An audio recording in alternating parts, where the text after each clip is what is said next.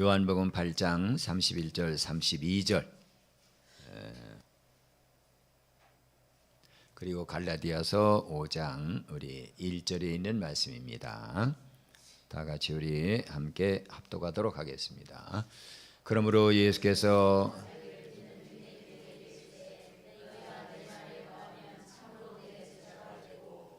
진리를 알지니 진리가 너희를 자유롭게 하리라.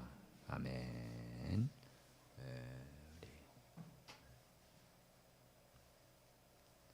그다음 갈라디아서 5장 1절 말씀입니다. 다 같이요. 그리스도께서 우리를 자유롭게 하려고 자유를 주셨으니 그러므로 굳건하게 서서 다시는 종의 멍에를 매지 말라. 아멘. 아멘. 오늘 우리 함께 나눌 은혜의 말씀은 자유를 선물로 주신 주님, 자유라는 선물을 주신 주님입니다. 이 땅에 사는 모든 사람이 가장 원하고 바라는 소망을 한마디로 얘기하라면 자유일 겁니다. 태어난 어린아이가 어린 시절에는 부모에게 이렇게 아주 전적으로 의탁을 하죠. 그러나 이제 그 어린아이가 커서 어린이집을 다니고 유치원을 다니고 초등학교, 중학교를 다니면 그 어린이에게는 한 가지 소망이 있습니다. 어떤 소망인지 아세요? 제발 부모님의 간섭으로부터 좀 뭐 했으면 좋겠다? 자유했으면 좋겠다. 그러면서 학교 친구하고 학교를 가면서 얘기합니다. 야, 우리 아빠 엄마는 꼰대야, 꼰대. 왜 그렇게 참견하냐? 아우 진짜 나 집 나왔으면 좋겠어. 이게 바로 학생들이 나누는 대화의 주제입니다. 주제. 그러던 이제 학생이 초등학교, 중학교, 고등학교, 대학교를 졸업하고 사회생활을 시작하면 어김없이 방을 얻어가지고 독립을 합니다. 그러면서 얘기하죠. 야, 나 이제 자유야. 아이고 이제 집에 몇 시 들어가느냐는 몇 시까지 와라 하는 소리 안 들어도 되고 이렇게라 저렇게라 하는 부모님 잔소리 안 듣게 돼서 나는 자유야. 여러분 정말 그게 자유일까요? 자유라는 말은 동일하지만 각 민족에 따라 자유라는 말이 갖는 의미는 다 다릅니다. 신약 성경의 바탕이 된 코인의 헬라어를 쓰는 그리스 사람들은 자유를 엘루테리아란 말을 써요.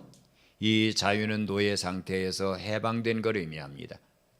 히브리 사람들이 사용하는 자유라고 하는 말은 호프시라는 말과 데로르라고 하는 말이 있는데 호프시라고 하는 말은 바로의 노예로 있다가 해방받을 때 쓰는 자유라는 용어입니다. 그 다음에 데로르라고 하는 말은 바로 희년이 돼서 남에게 어쩔 수 없이 빚 때문에 내 농토를 넘기고 집을 넘겼던 사람이 희년이 될 때 50년째 희년이 될 때 그 모든 것을 돈을 안 주고 찾게 되거든요. 그때에 쓰는 용어가 바로 데로르라고 하는 자유라는 용어를 씁니다. 아람 사람들에게 자유는 헤루타라고 하는 말로 이는 거룩한 존재가 되었다라고 하는 것을 의미하는 거예요. 바로 탈무드에서 말하는 자유가 바로 이 자유를 의미합니다. 영어에서는 자유를 뜻하는 단어가 두 개가 있죠. 하나는 프리덤, 하나는 리버티라고 하는 말입니다. 프리덤이라고 하는 말은 프리라고 하는 게르만어에서 온 용어예요. 그래서 이 자유라고 하는 말은 사랑한다라고 하는 뜻이 내포되어 있는 말입니다. 우리가 친구를 프렌드다 이렇게 얘기하잖아요. 이게 게르만어를 쭉 추적하면 사랑한다는 얘기예요. 그래서 내 절친입니다 할 때는 내가 끔찍이 사랑하는 사람입니다 라고 하는 뜻이 되는 거예요. 리버티라고 하는 말은 리베르타스라고 하는 라틴어에서 온 말로 이것은 어떠한 법제도나 이런 데 꽉 묶여 있다가 해방을 받았을 때 쓰는 용어입니다. 사전적인 용어로 자유는 외부적인 구성이나 강제 없이 내가 내 자신의 의지를 따라 마음껏 할 수 있는 상황, 이걸 사전적으로는 자유라고 이야기하죠. 철학적인 의미에서 자유는 자신의 일시적인 욕망을 따르는 것이 아니라 우리에게 부여된 이성을 따라서 그 이성이 내가 추구하는 그릇된 욕망을 통제할 수 있게 되는 것, 이걸 이마누엘 칸트는 자유라고 얘기했어요. 불교에서는 인간이 고통받는 이유를 세상에 있는 그대로 보지 못하고 탐욕을 내기 때문이라고 이야기합니다. 그리고 인간 스스로는 그 탐욕 때문에 어려움에 빠져서 108번뇌를 가지고 살게 된다고 얘기하죠. 여기에서 자유를 얻기 위해서는 수행을 통해 이 불길을 끄는 열반의 상태에 니르바나에 다다라야 되고, 니르바나에 드디어 수행을 통해서 다다르게 되면 억겁의 번뇌에서 완전히 해방을 받는 해탈을 경험하게 된다. 이렇게 불교에서는 주장을 하고 있습니다. 위의 모든 공통점은 자유란 것은 억압되어 있는 상태에서 벗어나는 것을 말하고 있는 거예요. 그렇다면 여러분, 사람은 무엇에 억압을 당하고 있죠? 철학에서는 무지의 사람이 억압을 당하고 있다고 얘기합니다. 그래서 필로소피, 지식을 사랑하고 지혜를 사랑하다 보면 그 사람은 이성의 눈을 뜨게 되고, 그 이성이 교육을 통해서 또 점점 더 자기 자신을 통제하는 그 컨트롤, 통제를 통해서 무지에서 벗어나면서 사람은 자유하게 된다고 이야기해요. 불교에서는 팔정도를 비롯한 그 법을 충실하게 지켜가면서 욕망을 따라가는 자기 자신의 욕심을 하나 둘 정리해야만 해탈에 다다르게 된다고 이야기합니다. 여러분, 사람이 과연 그렇게 될 수 있을까요? 만일 사람이 이런 과정을 거쳐서 마음과 영과 정신과 육신이 온전한 자유를 누릴 수 있다면 이 땅은 지금의 이 모습이 아닐 겁니다. 왜 살인이 일어납니까? 왜 도둑질이 흥행합니까? 왜 사기꾼이 사기를 칩니까? 왜 사람들이 서로 폭력을 휘두릅니까? 부모가 왜 자식을 죽이고 자식이 왜 부모를 죽입니까? 이러한 끔찍한 일들은 인간들 스스로에게는 해답이 없고 인간 스스로는 자유할 수 없다는 것을 증명해 주는 반증인 거예요. 예수님은 만일 인간 스스로가 자유할 수 있다면 예수님은 이 땅에 오시지 않았을 겁니다. 그러나 우리가 오늘 읽은 말씀에 보면 예수님은 다음과 같이 말씀하셨어요. 진리를 알지니 진리가 너희를 자유롭게 하리라. 이 땅에서는 사람이 자유를 만들 수 있는 게 아니라는 거예요. 진리는 사람을 창조하고 모든 만물을 창조한 하나님에게서부터 오지 않으면 누구도 그 자유를 가지고 살아갈 수 없다는 말씀이에요. 자유는 사람 스스로의 노력에 의해 만들어 누릴 수 있는 게 아닙니다. 왜 사람은 스스로 자유를 줄 수 없지요? 성경은 그 이유를 아주 명백하게 밝힙니다. 여러분, 그러므로 한 사람으로 말미암아 죄가 세상에 들어왔습니다. 그 죄로 말미암아 사람은 사망을 겪게 되어 있습니다. 이와 같이 모든 사람이 죄를 지었기에 사망이 모든 사람에게 이르게 된 겁니다. 이렇게 성경은 분명히 말하고 있어요. 사람은 태어나는 순간부터 죄의 지배를 받게 되고 그 죄는 사람의 영과 육을 끝내 사망으로 끌고 갑니다.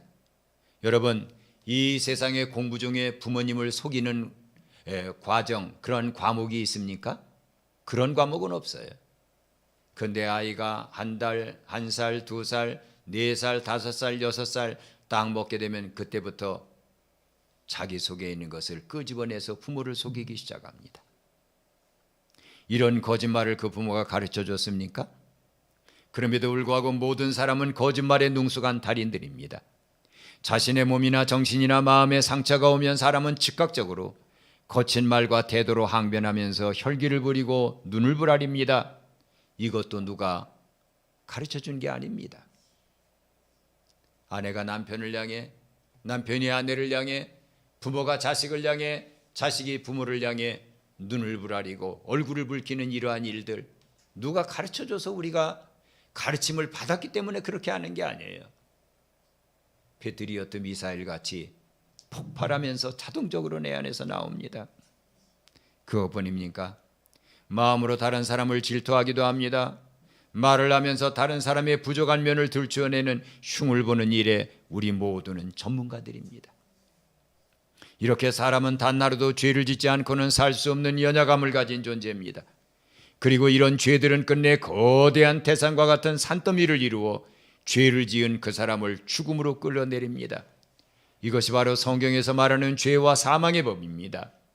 마지막 인생의 마지막 시간에 도착해서 죽는 죽음만이 아니에요. 사람은 살면서 얼마나 많은 죽음을 경험하는지 몰라요. 절망, 낙심, 좌절, 그 시간만큼은 그 사람은 살아있는 사람이 아닙니다. 이렇게 우리는 죽음을 경험하게 됩니다. 누구도 여기에서 자유로울 수 없고요. 또 그 어떠한 사람도 자기 자신을 스스로 자유롭게 할 수 없을 뿐만 아니라 다른 사람에게 자유를 줄 수도 없습니다.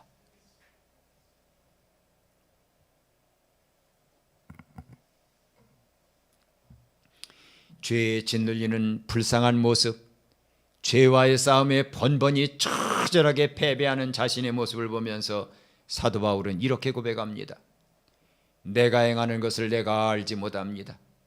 내가 원하는 것은 있지만 행할 수는 없습니다. 그리고 내가 미워하는 그것을 나는 거침없이 행합니다. 만일 내가 원하지 아니하는 그것을 행하면 내가 이로써 율법의 선한 것을 시인합니다. 이제는 그것을 행하는 자가 내가 아니라는 것을 알았습니다. 내 속에 거하는 죄 때문이었습니다. 내 속 곧 내 육신에 선한 것이 거하지 않은 줄을 나는 잘 압니다.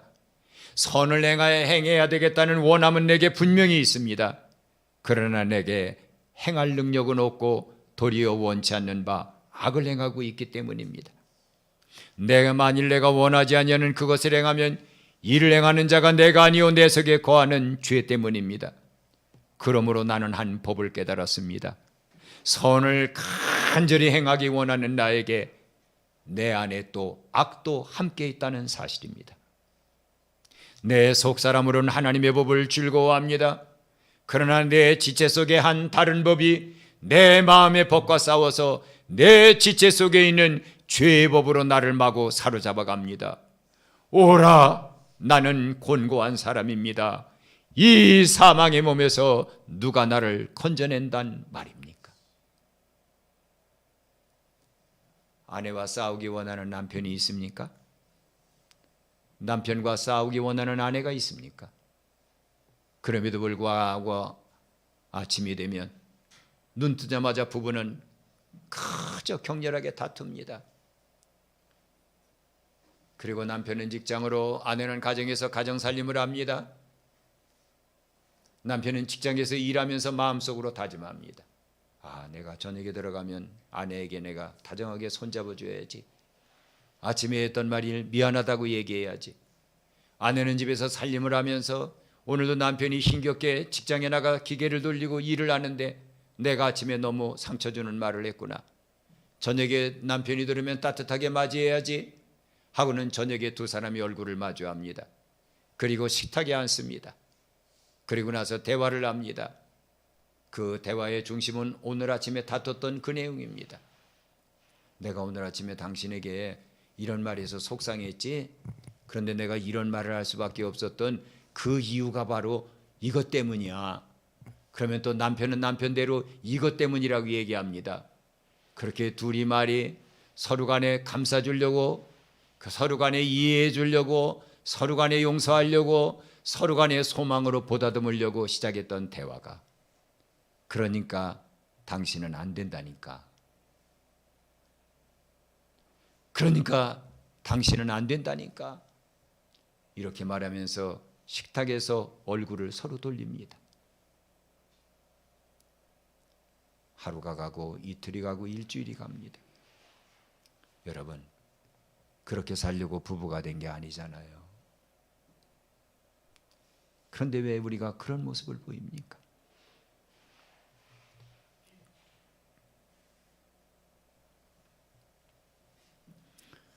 모두가 다 떵떵거리며 다른 사람에 의해 군림하고자 하는 욕망을 깊이 가지고 있는데 어떻게 그 나라가 자유합니까?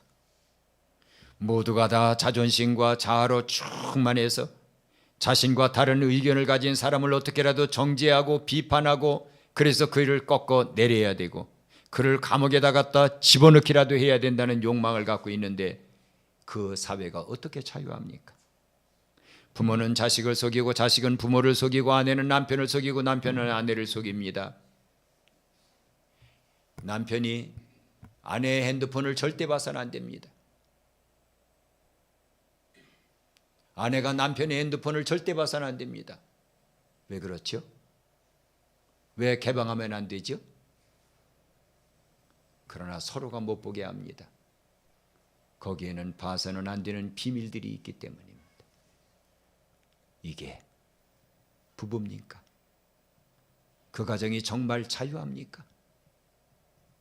만일 어쩌다가 남편이 어쩌다가 아내가 상대방의 핸드폰을 본다면 후다닥 달려가서 핸드폰을 뺏으면서 얘기합니다. 당신 미쳤어? 핸드폰 들여다보는 남자가 어디 있어? 이 남자 미쳤네. 왜 그렇게 얘기해야지요? 그 안에 도대체 무슨 비밀들이 들어있는 겁니까? 이러한 가정이 자유로울 수 있을까요?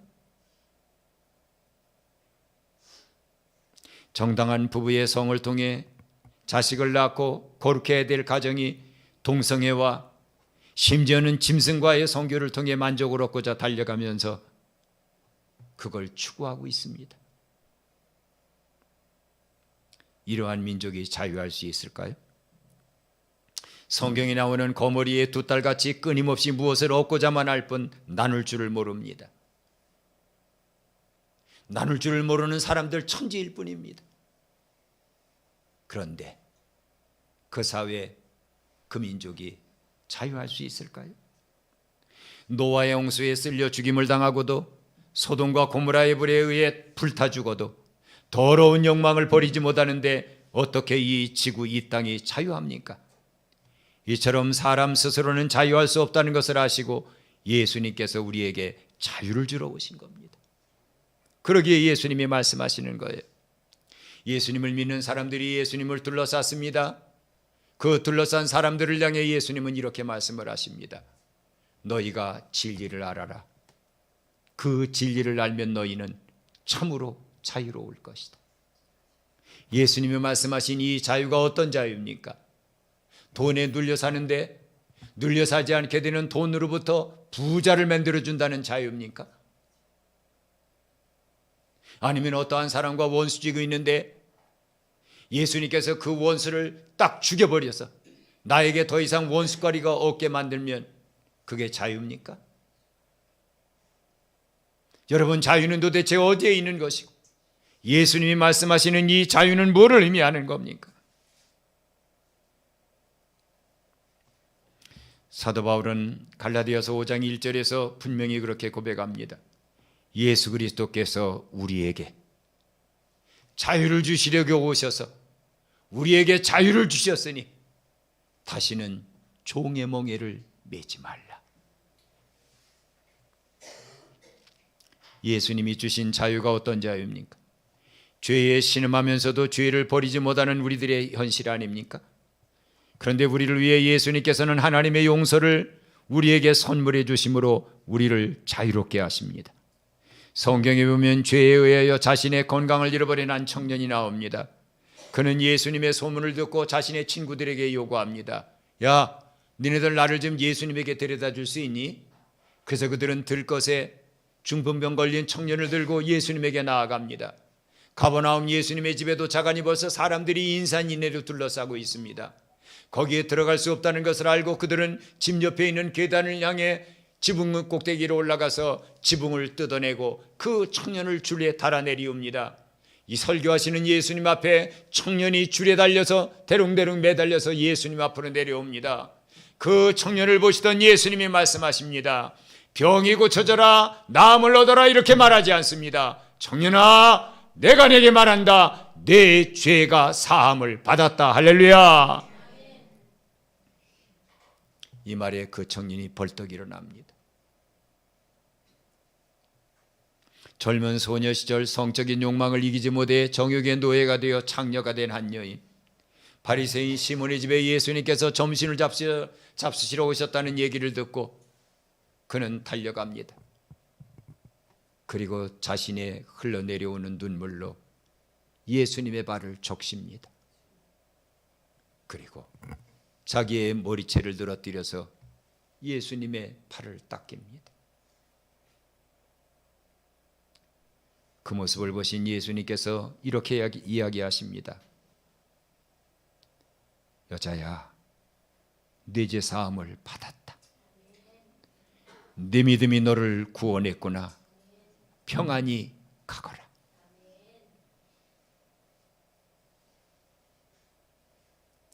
누가 이 말을 할 수 있죠? 누가 이런 말을 해줄 수 있다는 말입니까? 어느 정도의 용서가 아닙니다. 완전한 용서, 완전한 해방입니다. 죽고 싶을 정도로 죄에 시달리던 사도 바울은 예수님의 진리가 자신에게 무엇을 해줬는지를, 그리고 자신을 어떻게 만들었는지를 이렇게 고백합니다. 우리 주 예수 그리스도로 말미암아 나는 하나님께 감사합니다. 내 자신이 마음으로는 하나님의 법을, 육신으로는 죄의 법을 섬기고 살았습니다. 그런데 이제 내가 그리스도 안에 있다는 것 때문에 정죄함을 받지 않는 신기한 일이 일어났습니다. 이는 그리스도 예수 우리 주님 안에 있는 생명의 성령의 법이 죄와 사망의 법에서 나를 해방시켰습니다. 할렐루야, 할렐루야. 그렇죠. 예수님은 죄를 닦아주러 온 분도 아닙니다. 예수님은 죄 자체를 우리 안에서 뿌리 뽑아주기 위해 오신 분입니다. 왜냐하면 그 죄가 우리가 신음하는 신음의 핵심이기 때문입니다. 우리가 절망하는 절망의 핵심이기 때문입니다. 그 죄를 뽑아주시는 자유를 줄 분, 예수님 한 분뿐입니다. 그것뿐입니까? 예수님은 또한 우리의 삶을 위협하는 모든 두려움에서 우리를 자유롭게 해주시는 분입니다. 사람은 병에 대한 두려움 속에 살아갑니다. 그래서 아침이 되면 얘기합니다. 너 비타민 챙겨 먹었어?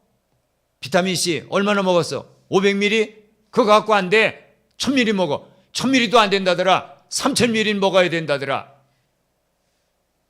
먹어. 그러면 그 자녀는 아이 쉬어서 못 먹어. 먹으라니까. 그게 우리 아침 일과의 시작입니다. 건강식품을 챙기죠. 사람은 돈에 대한 두려움 속에 살아갑니다. 왜냐하면 돈이 없으면 아무것도 할 수 없다는 것을 잘 알고 있기 때문이에요. 그 두려움에서 자유를 얻기 위해 아무리 피곤한 몸, 아무리 아픈 몸이라도 아침이 되면 일으켜야 됩니다. 그리고 일터를 향해 힘들고 무거운 발걸음을 옮겨가야 됩니다. 왜냐하면 내가 일해야 돈 벌고 그 돈이 있어야 내가 살아가기 때문입니다.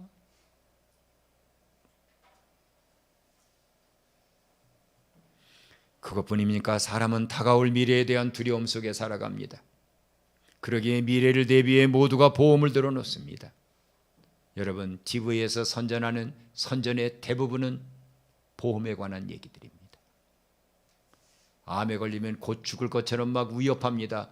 그리고 나서 이 보험 드세요. 혈관을 지면서 뒤로 쓰러지는 장면을 내보냅니다. 그러면서 혈관 건강을 위해 이 보험을 드세요. 치매 걸려서 가정이 깨져 나가는 장면을 딱 보여줍니다.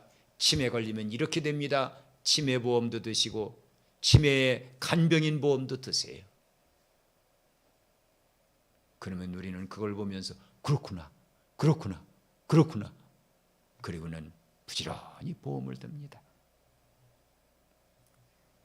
이 모든 것을 한마디로 정의하면 목숨에 대한 두려움 때문입니다. 그럼에도 사람은 그 죽음을 이기지 못하고 많은 아픔을 나는 채 그 속으로 끌려 들어갑니다. 이것이 우리의 결말입니다. 우리는 무슨 두려움에 젖어 살고 있을까요? 성경에 보면 예수님과 사도들이 함께 갈릴리 바다에 배를 타고 지나가고 있을 때입니다. 그때에 그 배를 위협하는 큰 파도와 풍랑이 일어납니다. 배에 물이 들어옵니다. 어부로 잔뼈가 굵은 베드로, 야고보, 요한, 안드레는 부지런히 물을 퍼냅니다.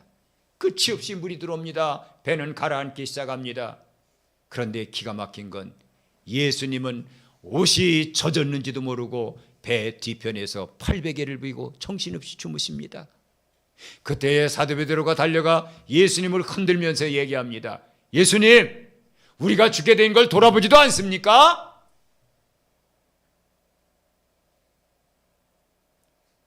예수님은 태연히 눈을 뜨시고 아주 자연스럽게 이렇게 얘기하십니다. 파도야, 바람아, 잔잔해라. 그 즉시 잔잔해집니다. 사도들은 깜짝 놀랐어요. 이분이 도대체 누구이기에 바람과 파도도 순종하는가? 이분이 누구이기에 바람과 파도도 순종하는가? 그분이 누구입니까?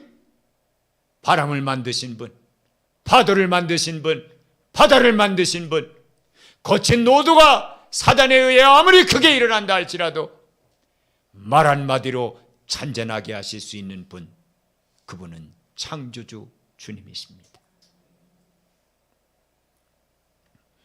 우리 삶은 온 사방이 두려움의 대상입니다. 사도들은 부지런히 예수님을 따라다녔지만 예수님은 그들의 기대대로 왕이 되기는 고사하고 가룟 유다의 배신과 간교한 유대 종교 지도자들의 손과 잔인한 로마 군병들의 손에 의해 십자가에 못 박혀 죽으십니다. 무기력하게 죽어가는 예수님의 죽음을 본 사도들은 전부 두려움에 사로잡힙니다. 그들은 벌벌 떨면서 방문을 꽁꽁 닫아놓고 문고리를 두껍게 걸어놓은 채 벌벌 떨고 있었습니다. 그때의 그 방을 그냥 벽을 통과해 들어오시면서 예수님 부활한 손, 부활한 발, 부활한 몸을 그들에게 딱 드러내시면서 이렇게 말씀을 하십니다. 너희에게 평강이 있을지어다. 두려워 벌벌 떠는 너희에게 평강이 있을지어다. 평강이 있을지어다. 어찌하여 두려워하며 어찌하여 마음에 의심이 일어났느냐? 내 손, 내 발을 보고 나인 줄을 알아라. 그리고 나를 만져봐라. 영은 살과 뼈가 없으되 너희 보는 바와 같이 나는 있느니라. 예수님은 3일 만에 부활하셔서 두려움에 벌벌 떨고 있는 사도들을 모든 두려움에서 완전히 벗어나게 하셔서 복음의 용사로 일어서게 만드십니다. 사도 요한은 다음과 같이 고백합니다. 여러분, 사랑 안에는 두려움이 없습니다. 온전한 사랑이 두려움을 내쫓기 때문입니다. 여러분이 두려워하고 있습니까? 두려움에는 형벌이 따릅니다. 여러분이 두려움에 사로잡혀 있습니까? 그렇다면 여러분은 예수님의 사랑 안에 온전히 들어가 있지 못하기 때문입니다. 정말 참사랑이 두려움을 내쫓습니까? 모든 두려움에서 참사랑은 해방을 줍니까? 사도 바울은 이렇게 고백합니다. 그런즉 이 일에 대해 우리가 무슨 말을 하겠습니까?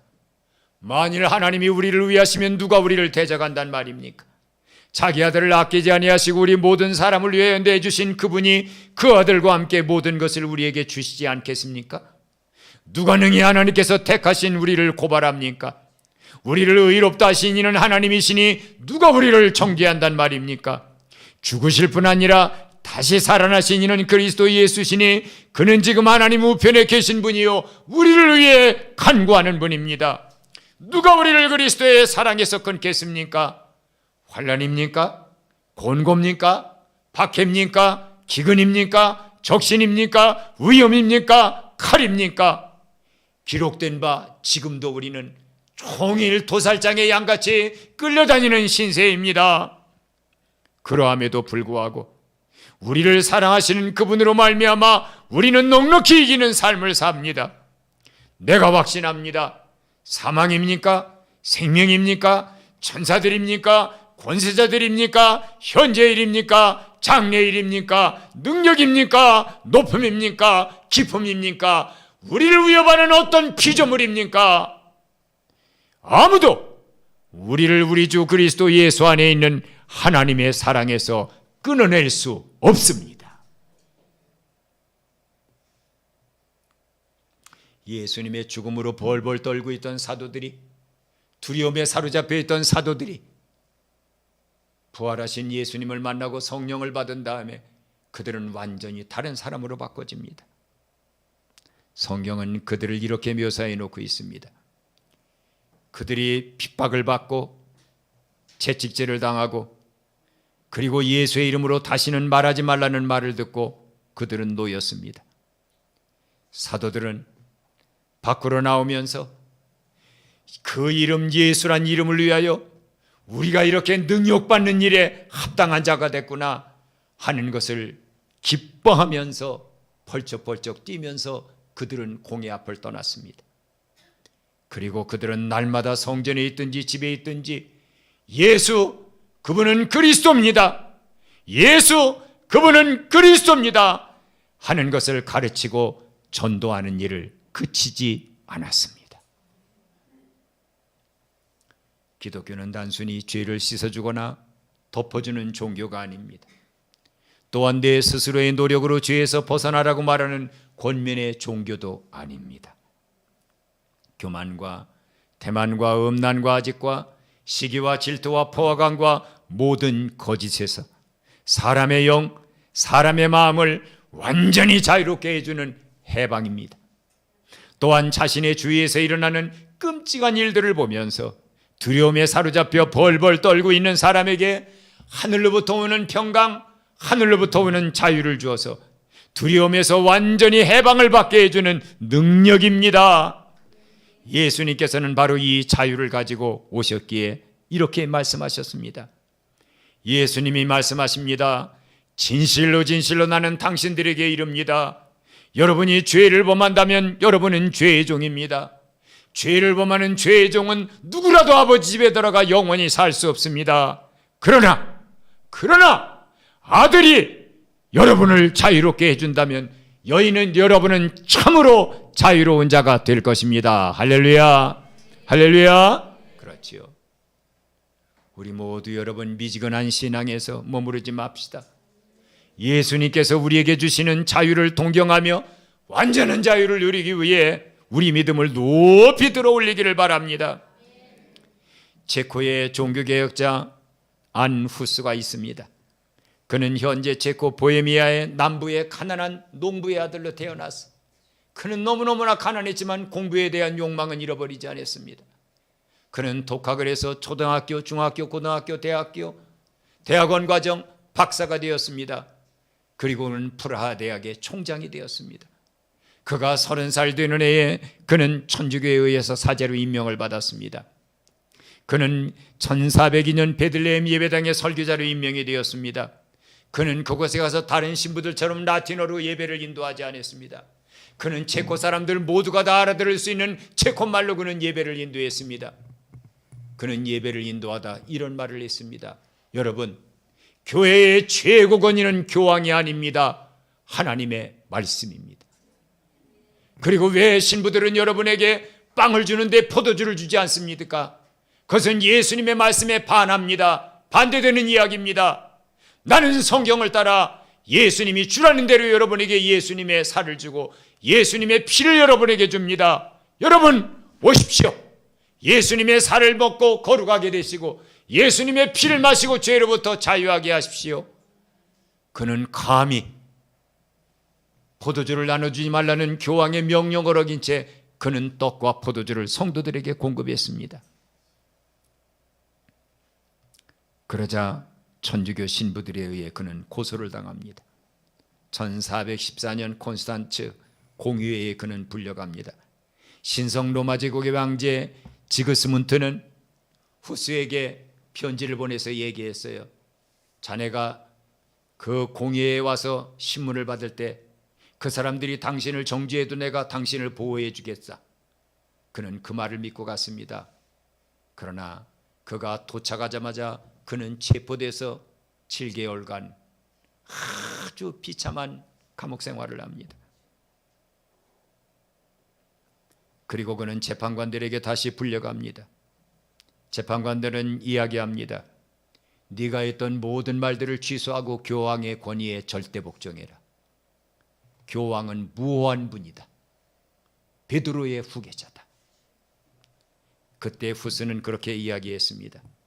내가 지금까지 한 목회, 내가 지금까지 한 설교가 성경에 어긋난다는 것을 증명하지 못한다면 나는 단 한마디도 취소하지 않을 겁니다.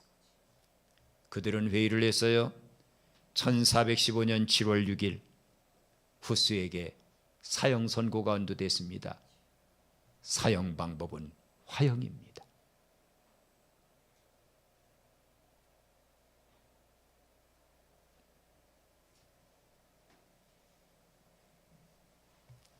장작이 쌓여집니다. 그 위에 나무가 세워집니다. 그리고 후스를 끌고 올라가 붙잡아 맵니다. 그리고는 마지막으로 천주교의 신부들이 얘기합니다. 네가 지금까지 한 모든 말이 잘못됐다고 이 자리에서 고백하고 교황의 말씀에 절대 복종하겠다고 서약하면 오늘 너를 자유롭게 해주겠다. 그때 후스는 그 사람들을 향해 그렇게 얘기했습니다. 오늘 당신들은 한 마리의 거위, 후스라고 하는 말이 거위라는 뜻이에요. 한 마리의 거위, 보헤미아의 거위를 불태우지만 100년 뒤에는 당신들이 도저히 태울 수 없는 백조 하나가 이 세상에 나타날 거다. 그 100년 뒤에 나타난 사람이 말틴 루터입니다.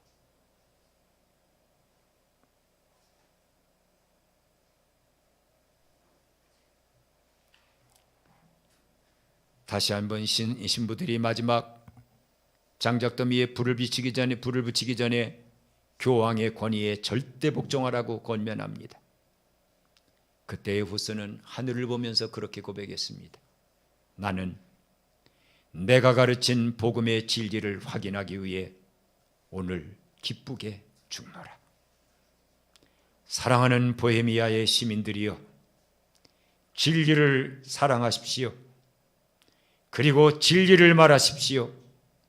그리고 진리를 지키십시오. 여러분, 나를 불태워 죽이는 불도 끌 수 없는 자유, 그 자유를 주신 분이 예수님이고, 예수님은 오늘도 한빛교회 이 자리에서 예배드리는 우리에게 죄로부터의 완전한 자유, 두려움으로부터의 완전한 자유를 주시기를 원하고 계십니다. 사랑하는 한빛가족 모두가 후스와 같이 이런 자유를 선물로 받아 누리는 그러한 귀한 영혼들 되기를 축원합니다. 아멘. 421장 부릅니다.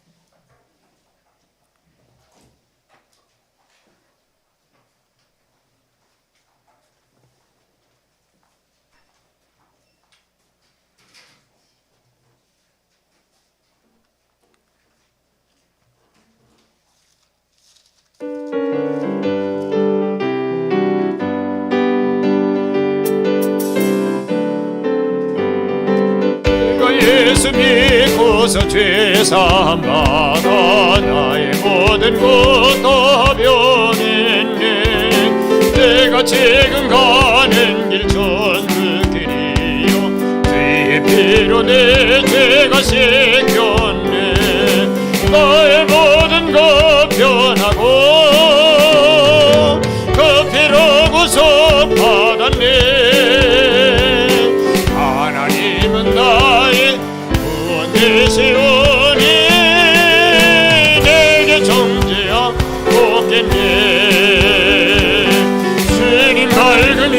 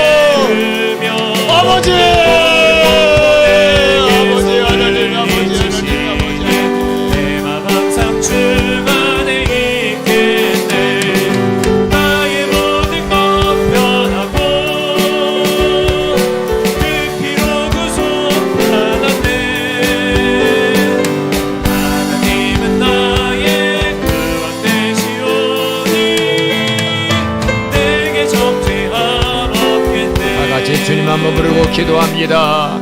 주님, 아버지 하나님, 죄로부터의 완전한 자, 두려움으로부터의 완전한 자, 주님만이 주시는 선물입니다. 누구에게 가도 얻을 수 없고, 누구를 바라봐도 얻을 수 없고, 아무리 많은 돈을 지불해도 살 수 없는, 그러나 주님을 사랑하는 자여, 진리를 따라 사는 자에게 반드시 주시는 주님의 선물입니다.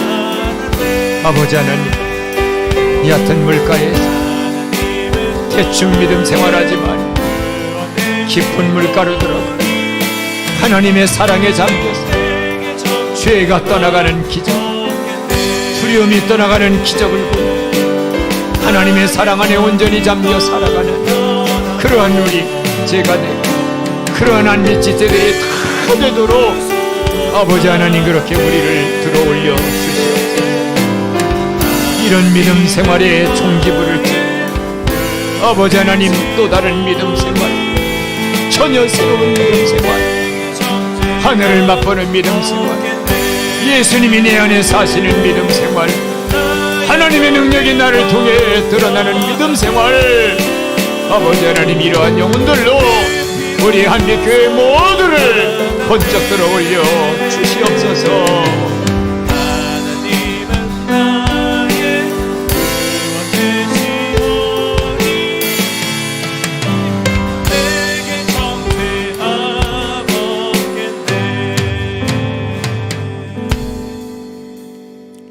이제는 죄로부터의 완전한 자유, 내 삶의 모든 두려움으로부터의 완전한 자유를 진리 안에 사는 자에게 선물로 거저 주시는 유일한 한 분, 우리 주 예수 그리스도의 은혜와 그 아들을 통해 우리에게 자유를 선물하시고 천국의 무한한 자유 속에 우리를 불러 안식시키시는 하나님의 넘치는 사랑과 오늘도 우리에게 오셔서 흉내내는 기독교인으로 살지 마. 성경의 모든 말씀은 진리고 생명이야. 우리를 거기로 나아가도록 이끌어 가시는 성령 하나님의 교통감화하심이 오늘 자유를 주시는 주님을 바라보며 예배드린 우리 모두의, 그리고 재림의 나팔을 불어 세상에 자유를 주시는 주님을 외쳐야 되는 귀한 영혼들 위에 이제로부터 영원토록 함께 계실지어다. 아멘.